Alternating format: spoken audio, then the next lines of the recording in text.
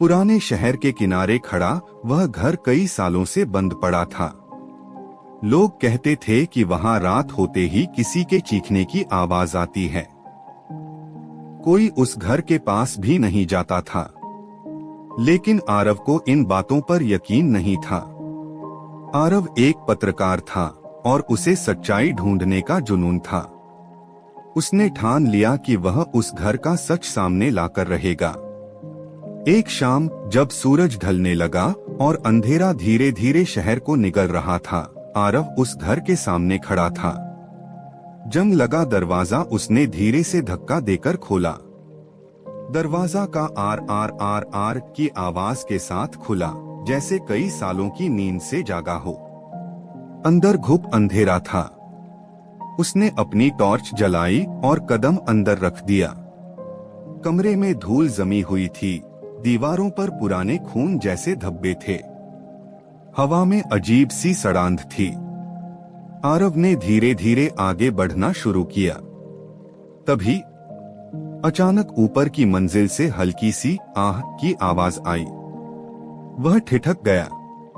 उसने ध्यान से सुना। फिर वही आवाज, इस बार थोड़ी साफ, बचाओ। आरव का दिल जोर से धड़कने लगा, लेकिन उसने खुद को संभाला और सीढ़ियों की ओर बढ़ गया। हर कदम के साथ सीढ़ियां चरमराने लगीं, जैसे कोई उसे ऊपर जाने से रोकना चाहता हो। ऊपर पहुंचकर उसने देखा कि एक कमरा बंद था। वही कमरा जिससे आवाज आ रही थी। दरवाजे के नीचे से हल्की सी रोशनी झलक रही थी। आरव ने धीरे से दरवाजे का हैंडल घुमाया, लेकिन दरवाजा बंद था। अंदर से अचानक जोर की चीख गूंजी, खोलो मुझे, मुझे बाहर निकालो। आरव का गला सूख गया। उसने दरवाजा तोड़ने की कोशिश की। एक जोरदार लात मारी। दरवाजा थोड़ा सा खुला। फिर दूसरी लात और दरवाजा टूटकर खुल गया। जैसे ही वह अंदर गया, उसने देखा कमरा खाली था, लेकिन कमरे के बीचों बीच एक पुरानी कुर्सी रखी थी और उस पर रस्सियां बंधी हुई थीं, जैसे किसी को बांधा गया हो। अचानक दरवाजा अपने आप बंद हो गया। आरव चौंक गया। उसने पीछे मुड़कर देखा। दरवाजा अब पूरी तरह बंद था। तभी उसके पीछे से किसी के चलने की आवाज आई। कौन है? आरव ने कांपती आवाज में पूछा। कोई जवाब नहीं। फिर अचानक उसकी टॉर्च बंद हो गई। पूरा कमरा अंधेरे में डूब गया। अंधेरे में उसे किसी के सांस लेने की आवाज सुनाई दी, बिल्कुल उसके कान के पास। तुम भी आ गए। आरव का दिल जैसे रुक गया। उसने घबराकर टॉर्च को थपथपाया। टॉर्च फिर से जल उठी और सामने जो था उसे देखकर उसकी चीख निकल गई।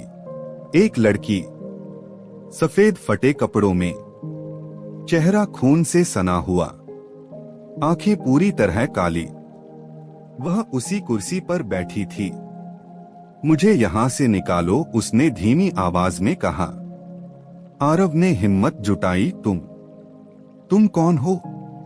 लड़की मुस्कुराई, एक डरावनी खून से भरी मुस्कान। मैं वही हूं जिसकी चीख तुमने सुनी। अचानक उसकी गर्दन टेढ़ी होकर उल्टी दिशा में घूम गई। आरव पीछे हट गया। मुझे यहाँ बंद किया गया था, लड़की ने कहा, और तुम भी अब यहीं रहोगे। कमरे की दीवारों से खून टपकने लगा। दरवाजा अपने आप खुला, लेकिन बाहर अंधेरा था, जैसे कोई रास्ता ही न हो। आरव भागने की कोशिश करने लगा, लेकिन उसके पैर जैसे जमीन से चिपक गए। लड़की धीरे धीरे कुर्सी से उठी।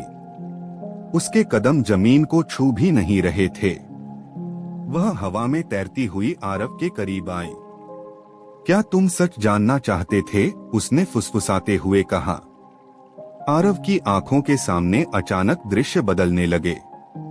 उसने देखा वही कमरा, वही कुर्सी, लेकिन इस बार एक आदमी उस लड़की को बांध रहा था। लड़की चीख रही थी, मुझे छोड़ दो।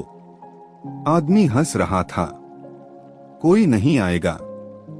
फिर उसने लड़की का गला दबा दिया और उसकी चीख हमेशा के लिए उस कमरे में कैद हो गई। दृश्य खत्म हुआ। आरव जमीन पर गिर पड़ा। लड़की उसके सामने खड़ी थी। अब तुम जान चुके हो, अब तुम भी यहीं रहोगे हमेशा। आरव ने आखिरी कोशिश की, नहीं, मुझे जाने दो। लड़की की आंखों से खून बहने लगा। कोई यहां से नहीं जाता। अचानक कमरे की सारी लाइटें जल उठीं और दीवारों पर दर्जनों खरोंचे दिखाई दी। हर खरोंच में एक नाम लिखा था। आरव ने कांपते हुए पढ़ा और आखिरी नाम अभी अभी लिखा गया था। आरव। उसकी चीख पूरे घर में गूंज उठी। अगली सुबह लोगों ने फिर वही आवाज सुनी, लेकिन इस बार चीख दो थी, एक लड़की की और एक आदमी की, और वह कमरा फिर से बंद हो चुका था, हमेशा के लिए।